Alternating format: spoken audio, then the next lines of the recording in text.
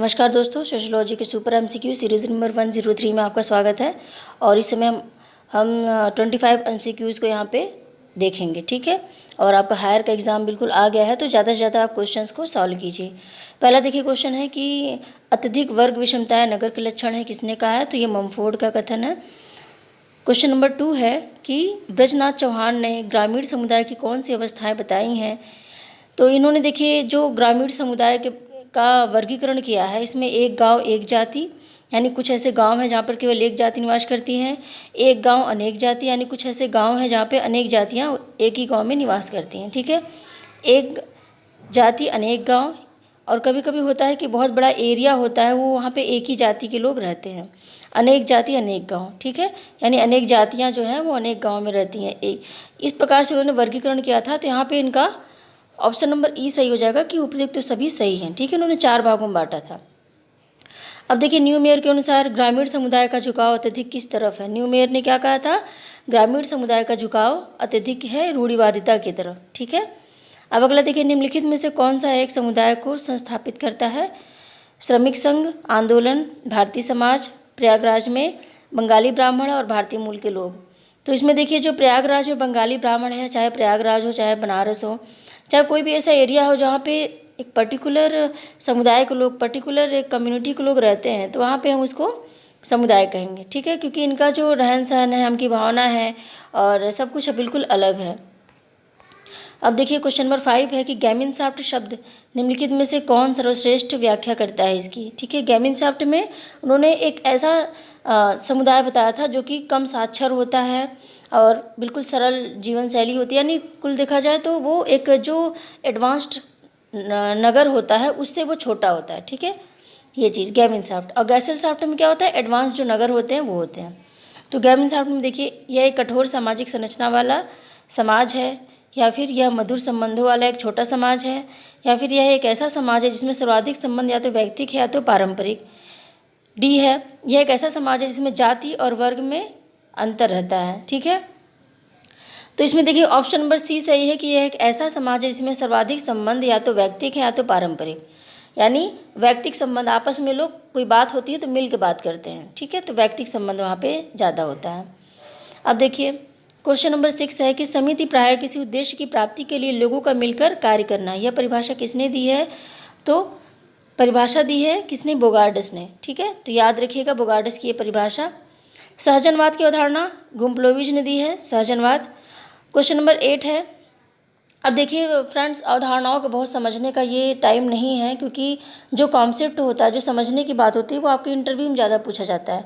अब तो सीधा सीधा प्रश्न बनेगा जो कि फैक्चुअल चीज़ें होंगी कि हाँ ये अवधारणा किसने दी है, ये चीज़ किसने कहा है, ये कथन किसने कहा है, ये सुमेलित करना है, ठीक है, ये सब चीज़ों पर अभी आप फोकस कीजिए और समझने वाली जो चीज़ें हैं वो आपको इंटरव्यू में पढ़ना है। अब देखिए क्वेश्चन नंबर 8 है कि आधुनिक औद्योगिक समाज के लिए सीमांत शब्द का प्रयोग किसने किया? तो आधुनिक औद्योगिक समाज जो है उसके लिए सीमांत शब्द का प्रयोग किया था कूले ने, टॉनिज ने, ठीक है। आधुनिक औद्योगिक समाज के लिए सीमांत शब्द का प्रयोग टॉनिज ने किया था। अब देखिए क्वेश्चन नंबर 7 है कि परिवार लिंग संबंधों पर आधारित एक समूह के रूप में परिभाषित किया जा सकता है जो इतना छोटा और स्थायी होता है कि बच्चों का प्रजनन और पालन पोषण समुचित रूप से कर सके, ठीक है। तो ये कहा है किसने? मैकायरम पेज ने। ये जो कोटेशन है मैकायरम पेज का है। अब क्वेश्चन नंबर 8 है कि अंतर समूह और वाह्य समूह नामक प्रत्यय किसने दिया? ये दिया है समनर ने, ठीक है। समूह का जो मैंने वीडियो बनाया था उसमें मैंने बताया हुआ है। अल्पसंख्यक समूह की विशेषता क्या है?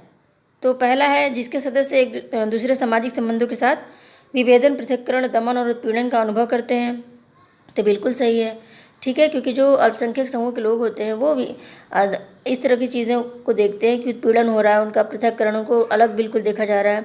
फिर भी है शारीरिक तथा सांस्कृतिक विशेषताएं जो इनको प्रभुत्वशाली समूह में अंतर करती है, ठीक है, यानी इनकी शारीरिक और सांस्कृतिक विशेषता, उनका कल्चर अलग होगा, उनके रहन सहन पहनावा वगैरह बिल्कुल अलग होते हैं।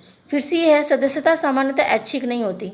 जो अल्पसंख्यक समूह की सदस्यता होती है वो ऐच्छिक नहीं होती कि हम चाहे तो अल्पसंख्यक समूह में चले जाए या फिर हम इससे बाहर हो जाए, वो जन्म से प्राप्त होती है। फिर उपयुक्त सभी है, तो यहाँ पे ऑप्शन डी सही हो जाएगा कि उपयुक्त सभी चीज़ें जो है अल्पसंख्यक समूह के बारे में बिल्कुल सही हैं। क्वेश्चन नंबर 10 है कि यदि कोई व्यक्ति टैबू को तोड़ने के पश्चाताप करता है तो उसको हम क्या कहते हैं? तो उसको हम कहते हैं नोवा। ठीक है। फिर देखिए, किस समाजशास्त्री ने कहा है कि धर्म क्रिया की विधि और विश्वासों की व्यवस्था है? धर्म क्रिया की विधि और विश्वासों की व्यवस्था है, ये कहा है मेलिनोवस्की ने। फिर क्वेश्चन नंबर 12 है कि निम्नलिखित में से कौन सही सुमेलित नहीं है? इसमें देखिए, सुमेलित करने वाला प्रश्न मैंने ज़्यादा डाल दिया है इस समय, ताकि इसमें होता क्या है कि 3-4 क्वेश्चन एक साथ तैयार हो जाते हैं। ठीक है। तो कौन सा सुमेलित नहीं है? सफ़ेद और काला जादू मेलिनोवस्की, ये बिल्कुल सुमेलित है। ठीक है। संक्रामक और अनुक्रमणात्मक जादू किसने कहा था? अनुकरणात्मक जादू ये कहा था फ्रेजर ने। ठीक है। फिर देखिए, ऑप्शन नंबर सी है कि उत्पादक जादू, संरक्षक जादू और विनाशक जादू। एस.टी. दुबे बिल्कुल सही है ये भी। जीवन चक्र के कर्मकांड अर्नाल्ड वे गैनप, ये भी बिल्कुल सही है। ठीक है। तो यहाँ पर देखिए, ऑप्शन नंबर जो 5 है, पश्चातकारी कर्मकांड टायलर, ये बिल्कुल गलत है। ठीक है। यानी आपको यहाँ पे काफ़ी चीज़ें तैयार हो गई कि सफ़ेद जादू, काला जादू किसने कहा, संक्रामक और अनुकरणात्मक जादू किसने कहा, फ्रेजर। ठीक है। ये सारी चीज़ें आपको याद करनी है। ये क्वेश्चन अलग ढंग से भी बनाए जा सकते हैं कि किसने उत्पादक जादू, संरक्षक जादू और विनाशक जादू की बात की। इस तरह से प्रश्न आ सकते हैं। निम्नलिखित में से कौन सा सुमेलित नहीं है? इसमें देखिए, काफ़ी जो अधिनियम होते हैं उसके बारे में बताया गया है। इन अधिनियम को आप याद रखिएगा। प्रसूति सुविधा अधिनियम, ये 1961। ठीक है। और सूचना अधिकार अधिनियम, ये है 2005 में। महिलाओं के खिलाफ हिंसा के प्रति रोकथाम अधिनियम 2006, घरेलू हिंसा अधिनियम 2005 और स्त्री अनैतिक व्यापार निवारण संशोधन अधिनियम 1978 और 86, सिविल राइट्स संरक्षण अधिनियम 1976। ठीक है। इसमें देखिए, ऑप्शन नंबर सी जो है ये बिल्कुल गलत है, सुमेलित नहीं है। बाकी चीज़ें आप याद कर लीजिएगा, आपके काम आएगी। अलग अलग ढंग से भी प्रश्न बन सकते हैं। इसमें देखिए, घरेलू हिंसा के विरुद्ध जो रोकथाम की बात की गई थी, ठीक है, ये जो 2006 में नहीं हुआ था, ये 2005 में लागू हुआ था। ठीक है। रोकथाम की बात यहाँ पे नहीं हो रहा है। घरेलू हिंसा के विरुद्ध एक अधिनियम लगा था कि घरेलू हिंसा हो रही है तो आप इन चीज़ों के लिए कह सकते हैं। ठीक है। फिर देखिए, क्वेश्चन नंबर 14 है कि निम्नलिखित में से कौन सही सुमेलित नहीं है? इसमें देखिए, अनुसूचित जाति जनजाति अत्याचार निवारण अधिनियम, ये है 1889, कौन सा सुमेलित नहीं है पूछा है। तो इसमें देखिए, सीधा हम ऑप्शन पे आ जाते हैं। ऑप्शन नंबर ए जो है, अनुसूचित जाति जनजाति अत्याचार निवारण अधिनियम, ये 1889 बिल्कुल गलत है। ठीक है। बाकी चीज़ें सुमेलित है, जैसे स्त्री अनैतिक व्यापार अधिनियम 1956, बाल अपराध निवारण अधिनियम 1987, समान पारिश्रमिक अधिनियम 1976 और बंधुआ मजदूर उन्मूलन अधिनियम 1976, ये बिल्कुल सही है। ठीक है। और फ्रेंड्स, क्वेश्चन नंबर 13 में देखिए, जो मैंने बताया था कि महिलाओं के विरुद्ध हिंसा के प्रति रोकथाम की बात की गई थी, तो 2 प्रश्न आते हैं अक्सर, बच्चे जो है कन्फ्यूज हो जाते हैं कि घरेलू हिंसा अधिनियम 2005 है कि 6 है। तो इसके बारे में देखिए, अगर ये पूछा जाता है कि घरेलू हिंसा अधिनियम कब पारित हुआ, पारित देखिए फ्रेंड्स अलग होती है चीज़ें, और जो लागू करने की बात होती है वो बिल्कुल अलग होती है। जब संसद में पारित होता है तो उसको हम पारित बोलते हैं, क्योंकि काफ़ी लंबी प्रक्रिया होती है, तो उसको हम पारित बोलते हैं। ठीक है। और जिस दिन से कोई कानून पारित होता है उस दिन से वो मान्य हो जाता है। ठीक है। तो हम 2005 को मानेंगे। लेकिन जब लागू करने की बात की जाती है, जब उसको जन सामान्य पर लागू करने की बात की जाती है, तो ये 2006 में हुआ था। ठीक है। तो इस तरह से प्रश्न आ सकता है कि घरेलू हिंसा अधिनियम कब लागू हुआ, तो 2006, और घरेलू हिंसा अधिनियम कब बना, 2005। ठीक है। फिर देखिए, क्वेश्चन नंबर 16 है कि सामाजिक वर्ग, परिस्थिति समूह, आयु और यौन समूह, भीड़ आदि किसका उदाहरण है? ये किसका उदाहरण है? ये है अर्ध समूह का, क्योंकि ये सामाजिक समूह है नहीं, प्राथमिक समूह नहीं है, द्वितीयक समूह भी बिल्कुल नहीं है, ये अर्ध समूह है, प्राथमिक और द्वितीयक के बीच में होते हैं। ठीक है। सुमेलित कीजिए में देखिए क्या है, समुदाय, जाति, संस्था, साझा मूल्य, संघ, श्रमिक संघ और संस्कृति, हम की भावना।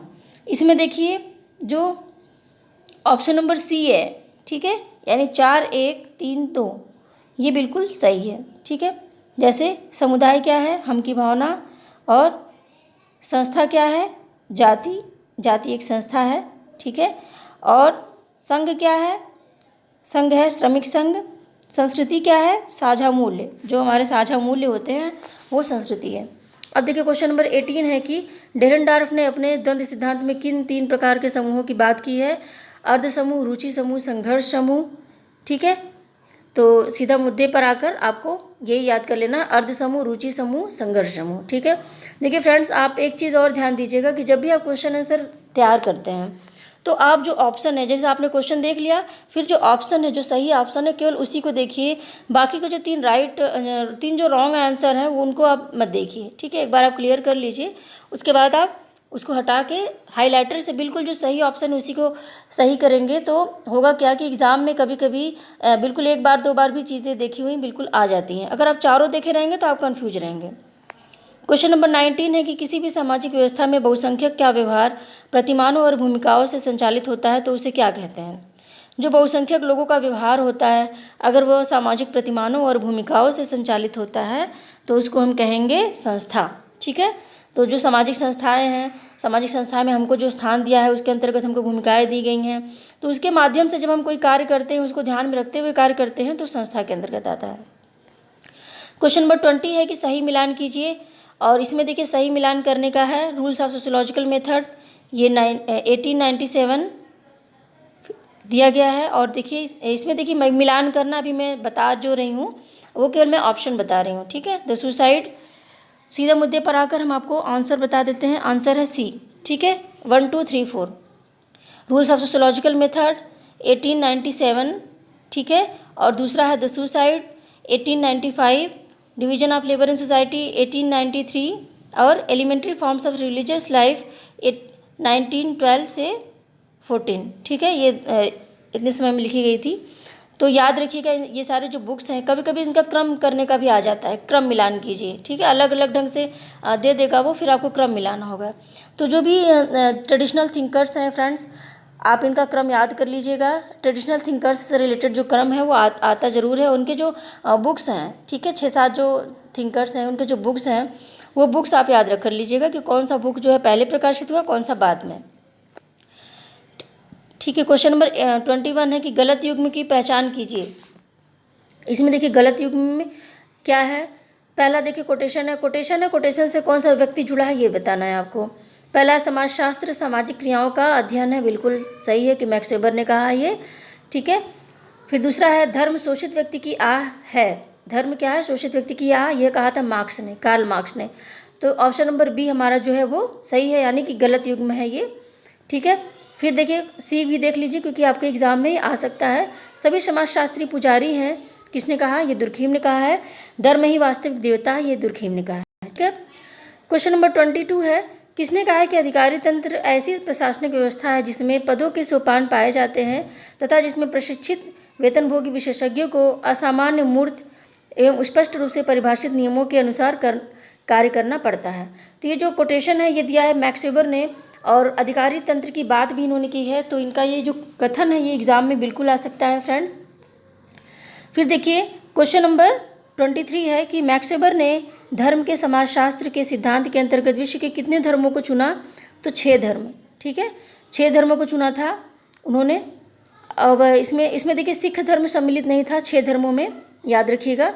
क्वेश्चन नंबर 24 है कि निम्नलिखित में से किस जनजाति में तीर कमान देकर बच्चे के पिता की होने की घोषणा की जाती है? तो टोडा जनजाति है। ठीक है, क्योंकि इसमें होता क्या है कि कई पिता होते हैं, बहुपति विवाह होता है इसमें, तो कई पिता होते हैं और उस बच्चे का पिता कौन है ये डिसाइड नहीं हो पाता है। इसको डिसाइड करने के लिए होता क्या है कि कोई भी व्यक्ति जो उस बच्चे का पिता बनना चाहता है, उन 4-5 में से जो पति हैं उस स्त्री के, तो वो तीर कमान देकर ये घोषणा करते हैं कि इस बच्चे का पिता मैं होऊंगा। ठीक है, अब देखिए क्वेश्चन नंबर 25 है कि निम्नलिखित में से औद्योगिक सैन्य संकुल की अवधारणा किसने दी?